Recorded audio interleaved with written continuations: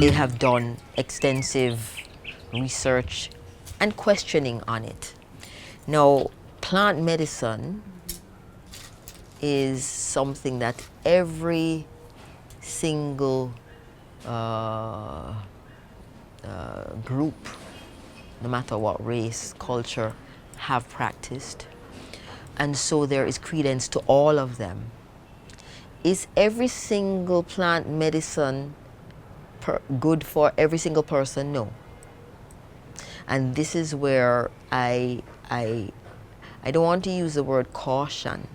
I think that when one decides that they want to try a different plant medicine or a particular plant medicine, they should do the research and think about what it is they have an affinity to. So for example, right now, microdosing and mushrooms has become very, trendy. Cannabis in all the different forms has also become trendy, as has ayahuasca. All are seeking the same thing: commune with the divine.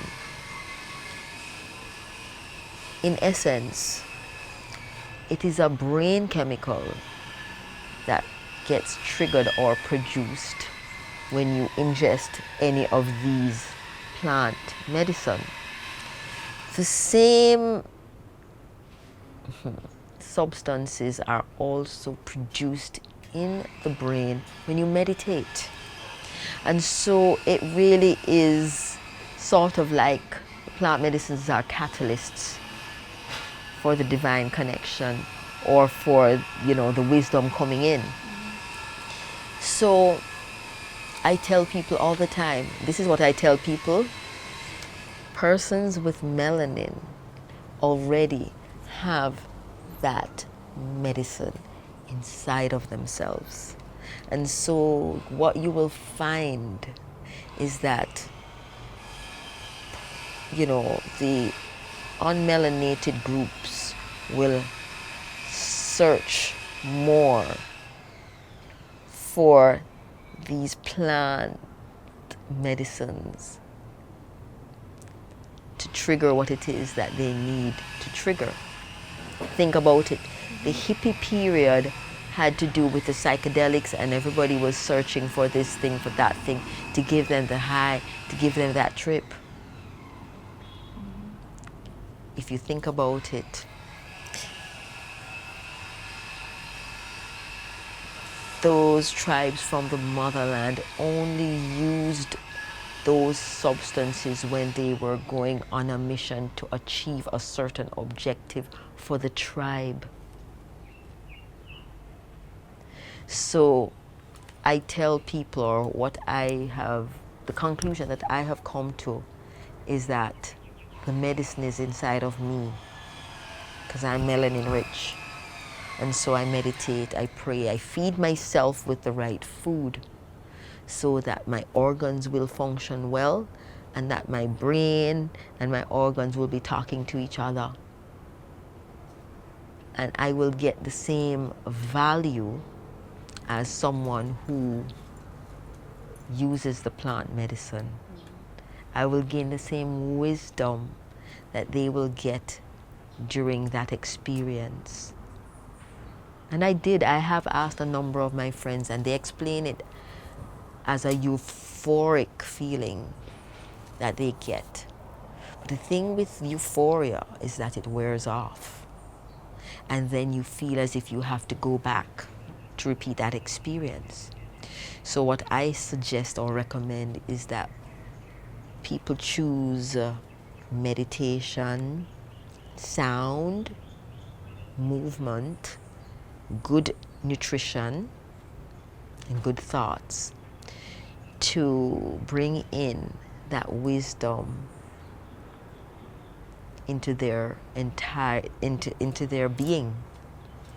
That wisdom, once it's inside, is yours forever. You tap in and it's yours. You do not have to have an experience to pull that wisdom out, right? So I am not against any of these, because I know for a fact that there was a powerful reason for their use. A lot of it had to do with the dimensions. And so the wise ones, the healers, would sometimes recognize that they would need to travel into another dimension or into time, a different time and space, to bring back the medicine to solve the problem in the now, in the third dimension. And so this goes back again to our conversation about anxiety, depression, and mental illness, because I do not think there is any such thing.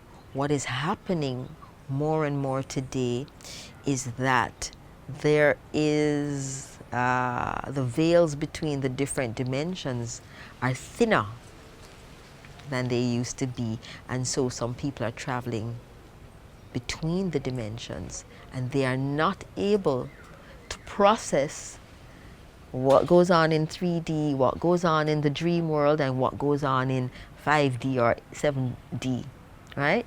Now think about this.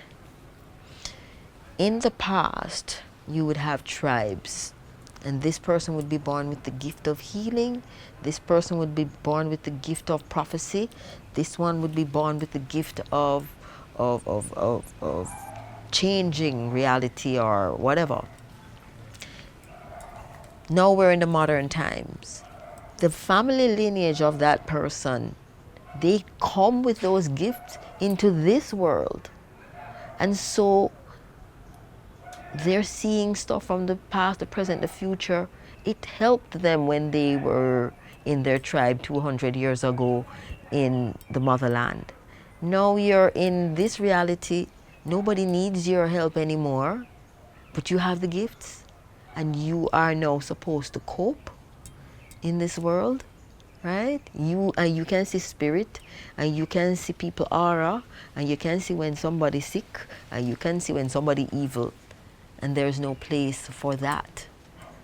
The Western civilization leaves no room for that, and so you feel like you're crazy, but you're not. You just have a gift that's not being utilized, right?